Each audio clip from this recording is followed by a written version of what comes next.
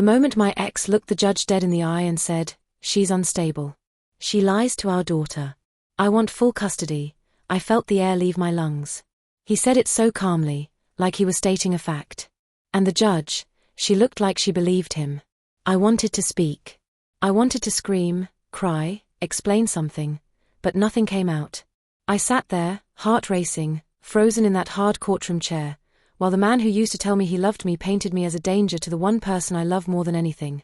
My daughter sat behind me, holding my mother's hand. She's only 7, but she watched everything, her wide brown eyes locked onto mine. She could see it. She could feel it.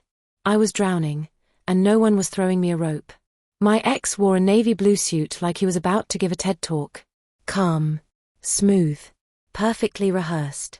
The same man who used to scream at me in the car over the wrong takeout order now sat in front of a judge looking like the picture of responsibility.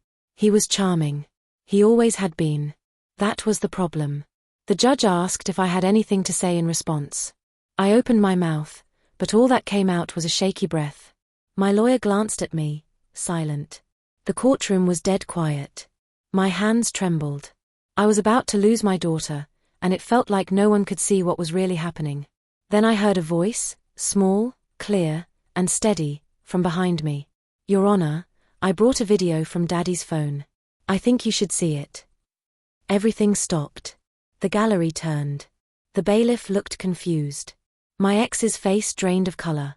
And for the first time that morning, the judge looked surprised. My daughter stood up, still holding her pink school tablet in both hands. She wasn't crying. She wasn't scared. She looked braver than I'd ever seen her. She walked up to the front, past the wooden benches, past the man trying to take her away from me, and handed the judge her tablet. I didn't even know she had it with her. I didn't know what she recorded. I didn't even know she knew how to record on his phone. But I knew something had just changed. The judge took the tablet. "What is this?" she asked. Her voice was soft but confident. "From last weekend. Daddy said those things when I was supposed to be asleep, but I wasn't. I heard him, and he was really mad. And I thought, if you didn't believe Mommy, maybe you'd believe him." My heart cracked open. My daughter had done what I couldn't. She stood up. She spoke the truth. And suddenly the courtroom, the place where I felt the smallest, belonged to her.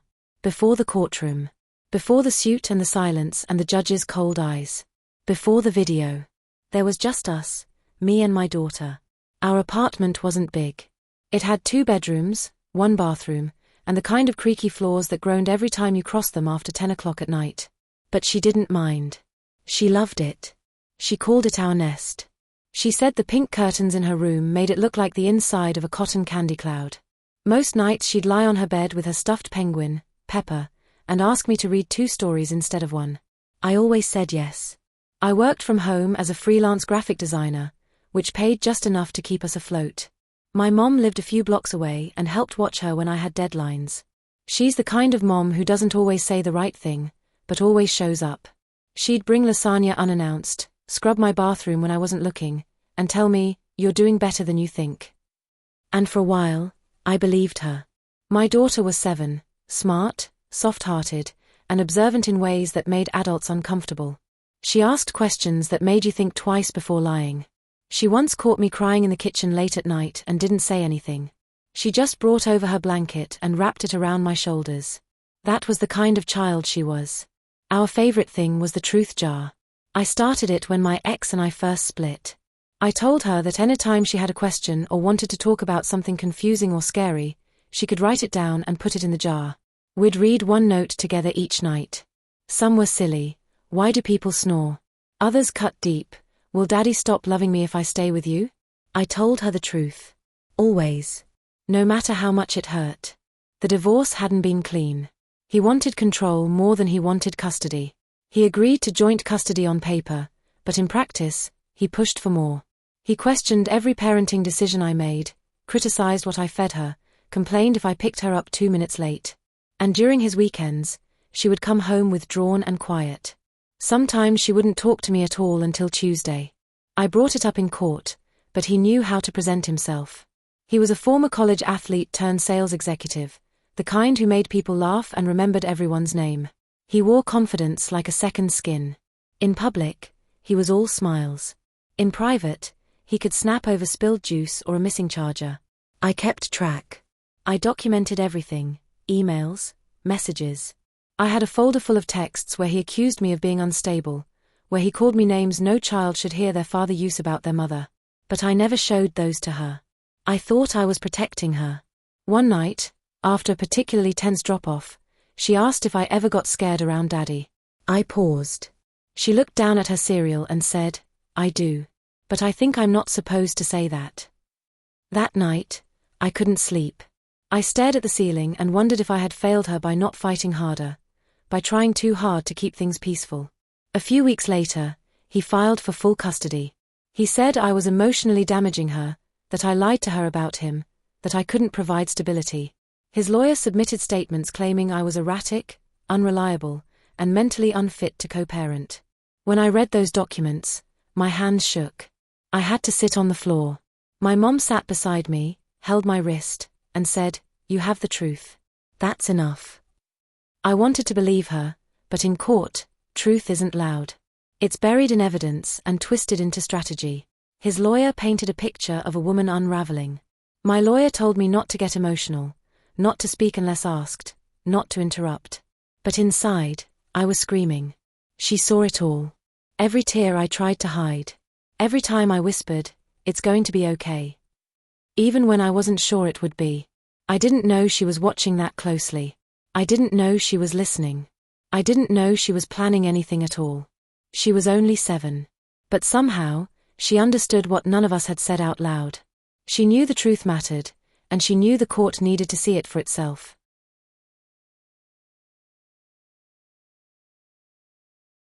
The custody hearing was set for a Monday morning.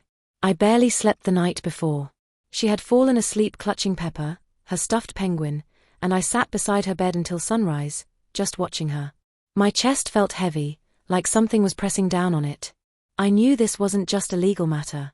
It was a fight for her life as she knew it, for the one thing I had poured every piece of myself into protecting. That morning, my mom came with us. She wore her church scarf, the silky one she only pulled out when she needed courage. I think she knew I didn't have much left in me.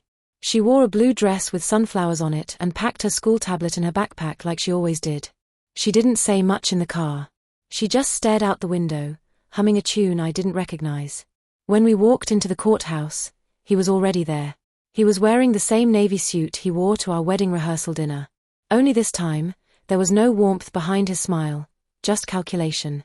His lawyer stood beside him, clipboard in hand, perfectly groomed, speaking in low tones that sounded rehearsed. He turned and looked at me, then at my mom. He smiled and waved like nothing was wrong. She didn't wave back. The courtroom felt like a stage, everything polished and cold. My name was on the docket. His too. But the person being judged wasn't just me. It was the version of me he had created on paper. When Judge Harmon entered, the room fell into a quiet tension. She was tall, middle-aged, and didn't waste time. She looked directly at his attorney and said, "You may begin." His lawyer started painting the picture immediately. He described him as a stable father. He brought up his consistent job, his clean home, his efforts to shield my daughter from my emotional unpredictability. He presented texts between him and me, taken completely out of context. In one, I told him I was overwhelmed and exhausted. He framed that as evidence of mental instability. In another, I asked him not to raise his voice around me. That was twisted into a claim that I was controlling and manipulative. I sat there while the person I had once shared a life with turned everything I'd ever said into ammunition. He added his own voice when asked. "She's not well," he said, calm and collected. "She tells our daughter I'm the bad guy. She confuses her. She makes her afraid of me. I don't want to take her away out of spite. I'm doing this to protect her." Protect her. That word hit me like a slap. Judge Harmon looked at me. "Do you have a response?" I opened my mouth, but nothing came out. The words were in my chest, pounding to be released, but my voice betrayed me. My heart raced. My tongue felt heavy. All I could do was look over at her, who sat behind me, her little legs swinging off the bench. She gave me a look I'd never forget, worried, but not afraid. My attorney cleared his throat and offered a weak response about my emotional resilience and how overwhelm is a natural part of single parenting. It wasn't enough. It didn't scratch the surface of what was really happening. No one mentioned the time he cursed at me on the phone while she was in the room. No one asked why she started bedwetting again after his weekends. None of that made it into their version of the story. The judge nodded slightly, scribbling notes. And then he stood again and said, "Your Honor, I want full custody. I believe my daughter is being emotionally harmed, and I don't think shared custody is in her best interest anymore." I felt the walls closing in. My breath shortened. My hands clenched the arms of my chair. I looked at her again, unsure how I could protect her from what was unfolding right in front of her. That's when she let go of my mom's hand, stood up, and walked forward. She didn't ask for permission. She didn't hesitate. "Your Honor," she said. "I brought a video from Daddy's phone. I think you should see it." The room fell still. His face went blank. My mom gasped. I turned in my seat, eyes wide. She stood there holding her school tablet, shoulders square, voice steady. Judge Harmon looked at her. "Excuse me." She held the tablet up a little higher. "It's from last weekend." He didn't know I was awake, but I was. I heard what he said, and I thought it might matter. No one spoke. Not him. Not his lawyer. Not the judge. And for the first time since the hearing began, I felt something shift. She had brought more than a video. She had brought the truth into the room, and everyone felt it. She stood in the center of the courtroom holding her tablet like it was a shield. Her sunflower dress looked a size too small, the hem grazing her knees, but she didn't fidget. She didn't look back for reassurance. She stood alone, facing the judge. "I brought a video from Daddy's phone," she said again. "I think you should see it." The judge glanced at the bailiff. "Bring it here," she said. She walked the few steps forward and handed the device to the bailiff, who then gave it to the judge. The silence stretched across the room like a tightrope. His jaw was set, his lips pressed into a thin, unreadable line. His lawyer looked from him to the tablet and back again. Neither of them moved. The judge turned the screen toward herself and tapped the play button. For a moment, there was nothing, just the sound of ambient noise, the kind of distant hum you hear late at night when the world outside has gone still. Then came his voice. Loud. Harsh. Not the smooth, composed tone he had used just minutes earlier in court. It was unmistakably him. He was yelling. "You think you're so smart, huh? Go ahead, try telling anyone. See what happens. You'll end up living in some foster home, and don't think your precious mother can save you. She's pathetic." A chair scraped. A plate clattered. Her voice, quiet and frightened, whispered, "I'm sorry." He cut her off. "Don't talk back. You're lucky I even let you come over. If you say a word to her, I swear." The judge hit pause. She didn't say anything right away. She just sat there, staring at the frozen screen. He shifted in his seat. His lawyer leaned in, whispering something fast and panicked, but the judge raised her hand to silence him. "Where did this come from?" she asked, her voice even. She answered without hesitation. He left his phone on the couch. I heard him yelling. I wanted to record it. I was scared, but I thought if someone heard it, maybe they'd believe me and Mommy. My chest tightened. She had been scared. She had made a plan. And she had followed through, with more courage than most adults I know. I wanted to run to her, wrap my arms around her, tell her she should never have had to do any of this. But I stayed in my seat. Because this moment belonged to her. He spoke up then, his voice suddenly forced and defensive. "Your Honor, that recording is taken completely out of context. I was disciplining her. She was misbehaving and—" "Enough," the judge said. Her voice wasn't loud, but it cut through the room like a blade. He stopped talking immediately. The judge turned to her. "Thank you for being brave," she said. "You can go back to your seat." She nodded and walked back, her steps slower now, the weight of the moment beginning to show in her shoulders. My mother pulled her into her lap and held her tightly.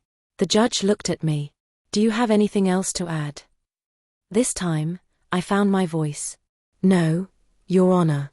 I think my daughter said it all." The judge nodded once, then leaned back in her chair. She closed her eyes for a moment, then opened them and looked across the courtroom.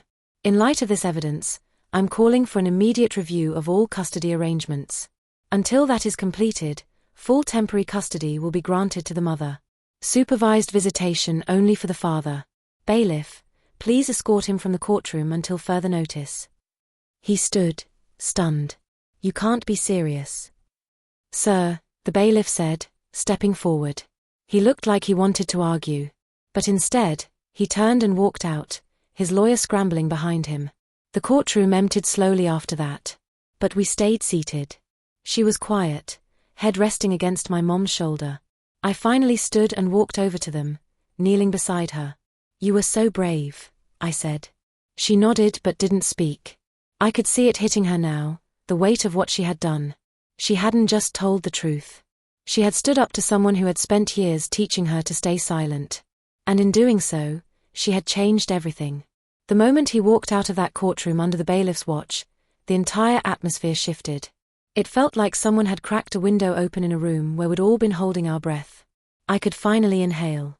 Not fully relaxed, but enough to remember that I still had a voice. And a heartbeat. The judge left the bench shortly after issuing her order. Her expression never changed, but I saw something different in her eyes when she looked at her. A quiet recognition. Not pity. Not surprise. Respect. I gathered our things slowly, my fingers trembling slightly as I packed up her bag. She was still curled into my mother's arms, exhausted but alert. Her tablet rested beside her on the bench, the screen still dark after the video. I reached for her hand. Do you want to come with me? I asked. She nodded and slid down from the bench. As we walked out of the courtroom, people watched us. A few glanced away quickly. Others held their stares longer. One woman mouthed the word brave as we passed her. Outside the courtroom doors, I knelt down to her height. My hands rested gently on her arms. Are you okay? She shrugged, then finally said, I didn't want to do it, but I had to. I know, I said. I'm so proud of you. You shouldn't have had to carry that alone. She looked down at the floor. I didn't know if they would believe me. My throat tightened. They did. Because you told the truth. And because you were strong enough to stand up when no one else could. She looked up at me, her eyes glistening with quiet tears. Does this mean I don't have to go back to Daddy's house? I pulled her into my arms, holding her as tightly as I could without breaking her. You're safe. That's what matters. The court officers gave us a few more instructions, including a temporary supervision schedule for him. He would be evaluated by a court-appointed counselor before any further access. It wasn't over. There would be more hearings, more documents, more days in courtrooms that felt like battlegrounds. But the hardest part was behind us. That afternoon, we went straight to my mom's house. I didn't want to be alone. I didn't want her to go back to our apartment and feel the silence that sometimes echoed too loudly in small spaces. My mom made soup, even though it was warm outside. She always made soup on emotional days. She said it gave her something to stir when everything else felt out of control. She sat at the kitchen table, drawing a picture with crayons, while I filled out more court paperwork on the couch.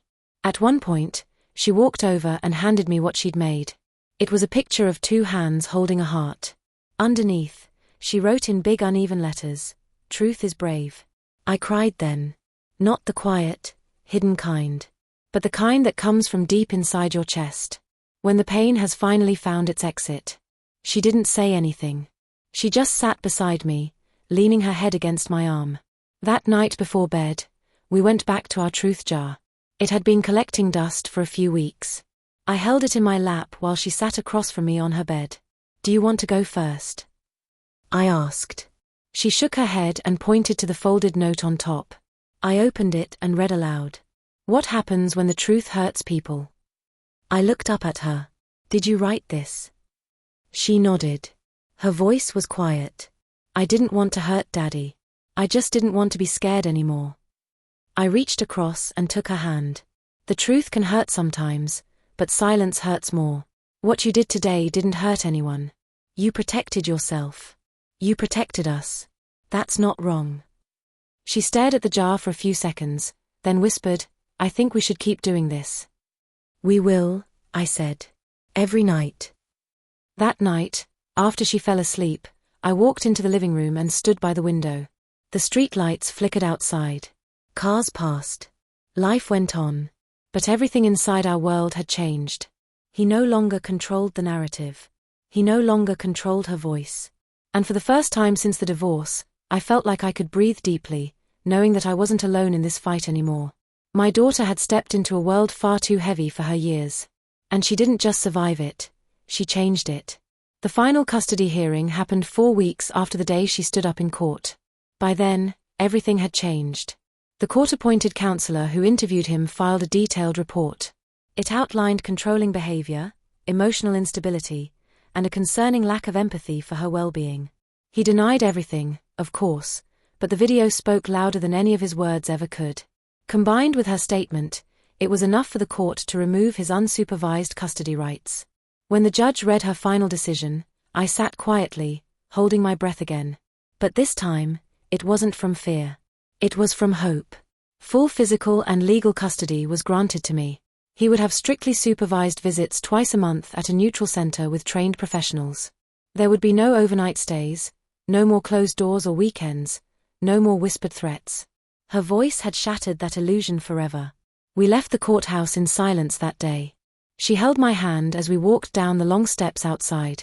My mother walked beside us, her purse swinging against her hip, eyes scanning the sidewalk for him, though we knew he wouldn't come near. He hadn't spoken to me since the first hearing. I was fine with that. Later that evening, we went to a small diner she loved, the one with the red booths and animal-shaped pancakes. She sat across from me and asked, "Is it over now?" I didn't lie. "It's safer now," I said. "We're not done growing through this, but we're not afraid anymore." She nodded and stirred her chocolate milk with her straw. "I'm glad I told." "So am I." There are days I still replay the courtroom in my head. The way his face changed when she spoke. The way her voice, clear and calm, carried more weight than any legal argument made that day.